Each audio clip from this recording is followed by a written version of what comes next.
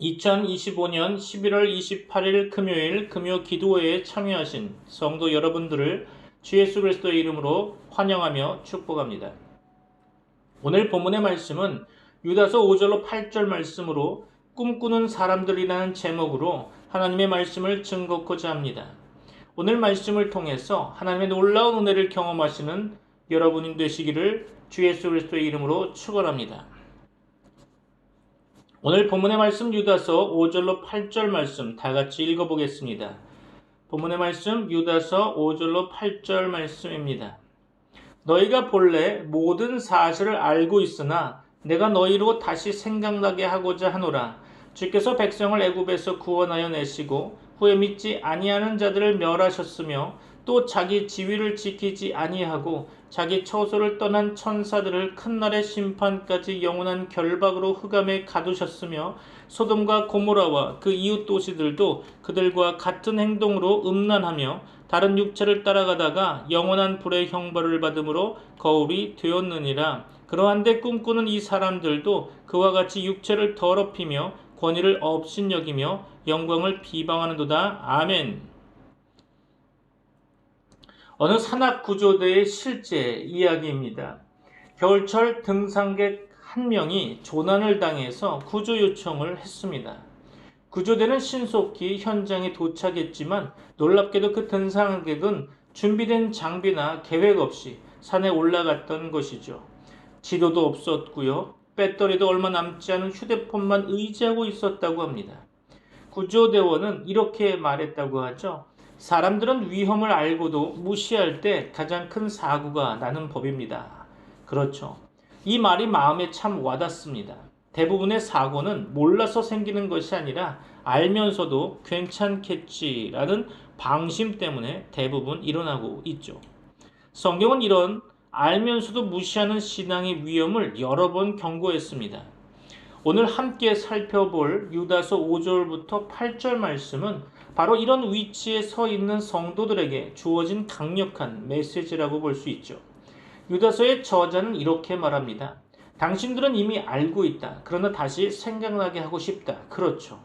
이스라엘 백성이 출애굽한 후에도 믿지 않음으로 멸망한 것, 하나님의 자리를 떠난 천사들의 심판, 자연질서와 하나님의 기준을 벗어난 소돔과 고모라의 심판. 그렇죠.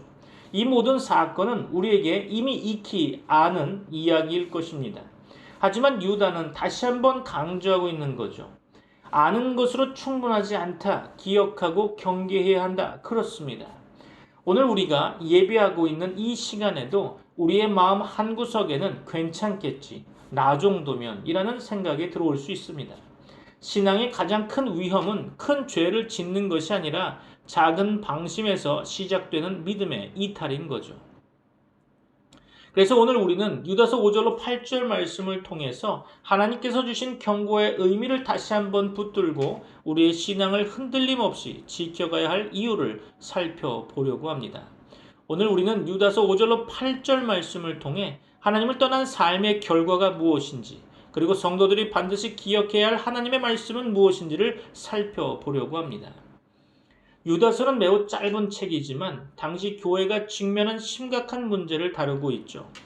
교회 안에 침투한 거짓 교사들, 그리고 이를 따라가며 믿음을 흐트러뜨리는 성도들이 있었다는 것입니다. 그래서 유다는 성도들에게 이렇게 말하고 있죠. 당신들이 이미 알고 있는 사실을 다시 상기시키겠다. 그렇습니다. 이 말은 함부로 여겨서는 안 될 진리가 있다는 뜻입니다. 5절 다시 보겠습니다. 너희가 본래 모든 사실을 알고 있으나 내가 너희로 다시 생각나게 하고자 하노라. 주께서 백성을 애굽에서 구원하여 내시고 후에 믿지 아니하는 자들을 멸하셨으며 그렇습니다. 5절에서 유다는 출애굽 사건을 언급하고 있죠. 이스라엘 백성은 하나님의 크신 능력으로 애굽에서 구원을 받았습니다. 그렇죠. 홍해가 갈라지는 기적을 직접 보았고요. 하나님의 구원을 온몸으로 경험한 사람들입니다. 그들은 믿지 않는 사람들이 아니었던 거죠. 오히려 하나님을 체험한 사람들이었습니다. 그런데 그들이 광야에서 멸망당했죠. 왜 그랬을까요? 하나님의 약속을 끝까지 믿지 않았고요. 순종하지 않았으며 끊임없이 원망과 불평 가운데 살았기 때문입니다. 유다는 이 사건을 통해서 이렇게 말하는 거죠. 한 번의 구원 경험이 평생의 믿음을 자동으로 보장해주지는 않는다는 거죠. 믿음은 계속해서 붙들어야 하며 순종으로 이어져야 하는 것입니다. 그렇죠? 이어서 6절을 볼까요?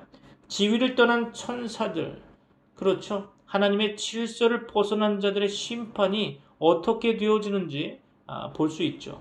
자, 한번 읽어보겠습니다. 이어서 6절입니다. 또 자기 지위를 지키지 아니하고 자기 처소를 떠난 천사들을 큰 날의 심판까지 영원한 결박으로 흑암에 가두셨으며 그렇습니다. 6절에서 유다는 또 하나의 예를 들고 있는데요. 자기 지위를 지키지 않는 천사들이라는 거죠. 하나님은 그들에게 분명한 자리와 역할을 주셨지만 그들은 교만해서 그 자리를 떠났던 것입니다. 베드로후서 2장과 함께 비교해 보면 이는 사탄의 타락과 더불어 일부 천사들이 하나님을 거역하여 자기 위치를 버리고 떠난 사건으로 이해할 수 있겠죠. 그 결과는 무엇일까요? 본문에서는 영원한 결박으로 큰 날의 심판까지 어둠 속에 흑암 속에 가두심입니다. 그렇죠. 이는 단순한 징계가 아니라 돌이킬 수 없는 심판을 의미하는 거죠. 유다는 이 예를 통해서 말하는 것이 하나 있습니다. 하나님이 세우신 질서를 벗어나는 교만은 결국 심판을 받게 된다는 거죠. 이어서 7절 다시 봅니다. 소돔과 고모라와 그 이웃 도시들도 그들과 같은 행동으로 음란하며 다른 육체를 따라가다가 영원한 불의 형벌을 받음으로 거울이 되었느니라. 아멘. 그렇습니다. 7절에서는 소돔과 고모라를 예로 들고 있습니다.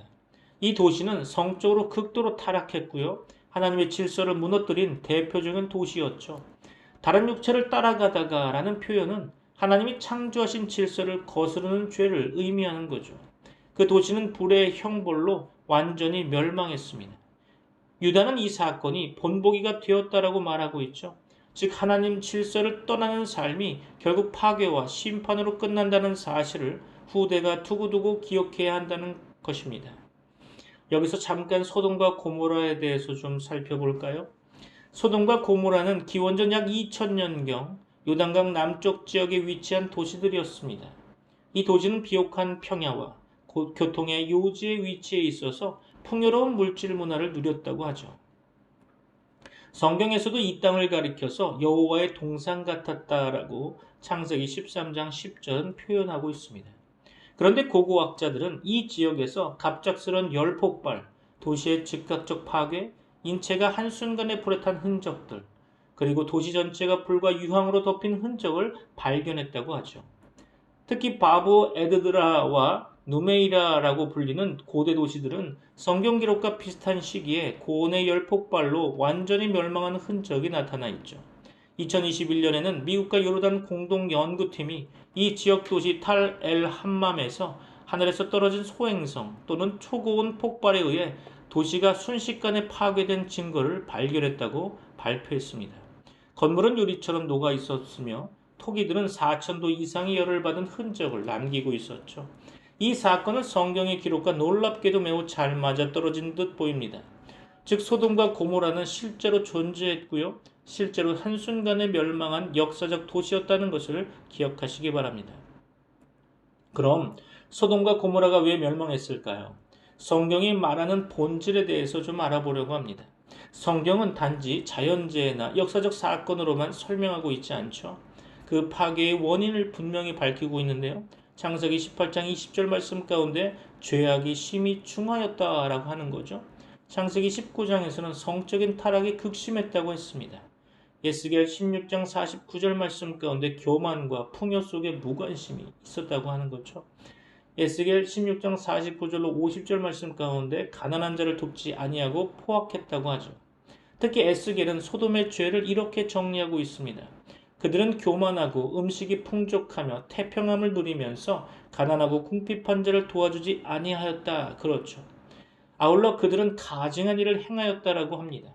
즉 소돔의 죄는 도덕적 타락뿐 아니라 영적 무관심, 사회적 불이익, 그리고 교만이었다는 거죠. 이 모든 것이 결국 하나님의 심판을 불러온 것입니다. 하나님의 심판은 즉흥적이지 않습니다. 오래 참으신 끝에 결론으로 내린 심판이라는 거죠. 하나님은 졸지에 도시를 심판하신 것이 아닙니다. 창세기 18장에서 우리는 하나님이 아브라함에게 말씀하시는 장면을 보게 됩니다. 내가 내려가서 그들의 행한 것이 과연 그러한지 보겠다. 그렇죠. 이 장면은 두 가지 중요한 메시지를 우리에게 전달하고 있습니다. 하나님의 심판은 충동적이 아니라 조사와 기다림 후에 이루어진다는 거죠. 의인 10명만 있어도 하나님은 도시를 용서하실 준비가 되어 있었습니다. 하나님은 심판을 기뻐하지 않으시거든요. 오히려 돌아오기를 기다리시는 분이십니다. 그러나 회개를 거부하고 악한 길을 고집하면 결국 하나님의 공의는 실행되는 것입니다. 그렇죠? 그것이 심판으로 나타나는 거죠. 그렇다면 현대를 살아가는 오늘날 우리에게 주는 메시지는 뭘까요? 소돔과 고모라는 옛날 이야기가 아닙니다. 하나님은 이 사건을 모든 세대가 기억할 표본으로 남기셨던 거죠. 첫째로 풍요 속에서 하나님을 잊지 말라는 거죠. 소돔은 너무나 풍족했습니다. 풍요는 하나님 없이도 살 수 있을 것 같은 착각을 인간에게 불어넣어 주게 되는 거죠. 오늘날 현대를 살아가는 우리가 사는 이 시대도 마찬가지 아닐까요? 물질이 풍성할 때는 신앙이 가장 빨리 잃게 될 수 있습니다. 그래서 늘 주의해야 하는 거죠. 둘째로 도덕의 기준을 스스로 만들지 말라는 것입니다. 소돔의 사람들은 자신들의 욕망을 기준으로 삼았습니다. 하나님의 질서를 버렸던 거죠. 오늘날 우리가 사는 이 사회도 내가 옳다고 느끼면 옳다라는 기준이 널리 퍼져 있는 듯 보입니다. 그러나 하나님께서는 하나님 없는 자기 기준은 결국 심판을 불러오는 것임을 우리에게 말씀하고 있는 거죠. 셋째로 의인의 존재는 도시를 살리는 힘이 된다는 것입니다. 아브라함의 중보 기도가 도시의 운명을 바꿀 뻔했습니다. 하나님은 오늘도 한 사람의 기도, 한 사람의 의로움을 귀하게 보고 계십니다. 우리가 하나님 앞에 정직하게 서는 것은 나 개인만을 위한 것이 아니라 가정과 교회 그리고 도시의 영적 방패가 될 수 있다는 것을 명심하시길 바랍니다. 결론적으로 소돔과 고모라는 단순한 고대 도시가 아니라는 거죠. 역사적 사실로 검증된 하나님의 경고의 기념비인 것입니다. 하나님을 떠난 도시의 끝이 어떠한지 그리고 하나님을 붙드는 삶이 얼마나 소중한지 우리에게 분명히 보여주는 본보기라 생각됩니다. 오늘 우리가 이 말씀을 붙들며 풍요 속에서도 하나님을 기억하고 죄의 기준을 세상이 아니라 하나님 말씀에 두며 의인의 삶을 통해 가정과 공동체를 지키는 복된 성도 여러분들이 되시기를 주 예수 그리스도 이름으로 축복합니다. 이어서 마지막 본문 8절을 봅니다. 그러한데 꿈꾸는 이 사람들도 그와 같이 육체를 더럽히며 권위를 업신여기며 영광을 비방하는도다. 그렇습니다. 마지막으로 8절은 유다가 이 모든 예를 든 이유를 직접적으로 설명해 주고 있는데요. 그럼에도 불구하고 이 꿈꾸는 자들도 똑같이 한다라는 거죠. 즉 옛날 이야기만이 아니라 지금 교회 안에도 똑같은 죄가 있다는 것입니다. 육체를 더럽히고 권위를 거역하고 영적인 존재들까지 모두 가는 거죠. 이것은 당시에 들어온 거짓 교사들만의 문제만이 아니라 하나님의 말씀보다 자기 욕망과 생각을 앞세우는 모든 사람의 모습을 포함한다고 보는 거죠. 유다는 성도들에게 이렇게 말합니다. 이스라엘 타락한 천사들, 소돔, 다 남의 이야기가 아니겠죠. 우리에게도 일어날 수 있는 일이라는 것입니다. 그래서 성도는 깨어 있어야 하는 거죠. 하나님 말씀을 기준으로 삼고 믿음을 잃지 않도록 스스로 점검해야 할 것입니다. 말씀을 정리하겠습니다. 결단의 시간이 되시기를 바랍니다. 유다서 5절로 8절 말씀은 한 가지 큰 메시지를 우리에게 주고 있습니다. 하나님을 떠난 삶은 반드시 무너진다. 그러므로 믿음을 지키고 하나님의 질서를 벗어나지 말라라는 것입니다. 이스라엘도 천사도 소돔도 모두 하나님을 떠났을 때 멸망했다는 것입니다. 그렇죠? 하지만 그 반대로 하나님 안에 머무는 사람은 어떤 시대에도 지켜주신다는 사실을 오늘 말씀 속에서 다시 붙드시는 성도 여러분들이 되시기를 주 예수 그리스도의 이름으로 축원합니다. 기도하겠습니다. 지금은 우리 주 예수 그리스도의 은혜와 하나님의 사랑과 성령님의 교통하심이 트리니티 미라클 교회 모든 권속들과 세계 교회 위에 이제부터 영원까지 함께 있을지어다. 아멘. Heavenly Father, thank you for reminding us through your word that we must never forget your truth. Help us to learn from the examples of Israel, the fallen angels, and Sodom and Gomorrah. to stay away from unbelief, pride, and every form of disobedience. Lord, keep our hearts humble and our faith firm. Guard us from following our own desires and lead us to walk in your holiness each day.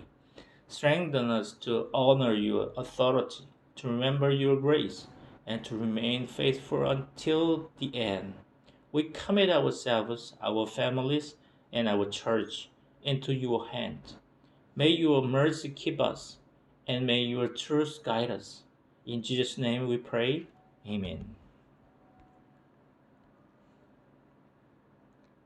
수고하고 무거운 짐진 자들아 내게로 오라 너희를 쉬게 하리라 내 멍에는 쉬고 내 짐은 가볍네 내 안에서 참된 평안 찾으리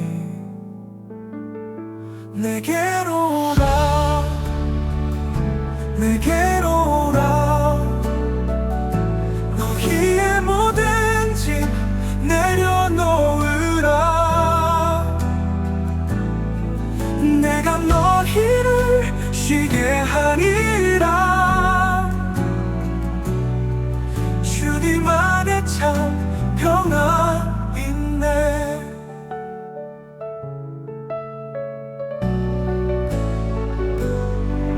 많이 온유하고 마음이 겸손하니 내 안에 배우라 너희의 영혼의 쉼 얻으리 세상의 짐 다 내려놓고 주 사랑 안에서 살아가라 내게로 오라 내게로 오라 너희의 모든 짐 내려놓으라 내가 너희를 쉬게 하리라 주님 안에 참 평안 있네 그 사랑의 손길이 너희를 감싸네 두려움 사라지고 희망이 피어나네 주님의 멍에는 쉽고 가벼우니 그분의 길로 나가리라 내게로 오라 내게로 오라 너희의 모든 짐 내려놓으라 내가 너희를 쉬게 하리라 주님 안에 참 평안 있네 그 사랑의 손길이 너희를 감싸네 두려움 사라지고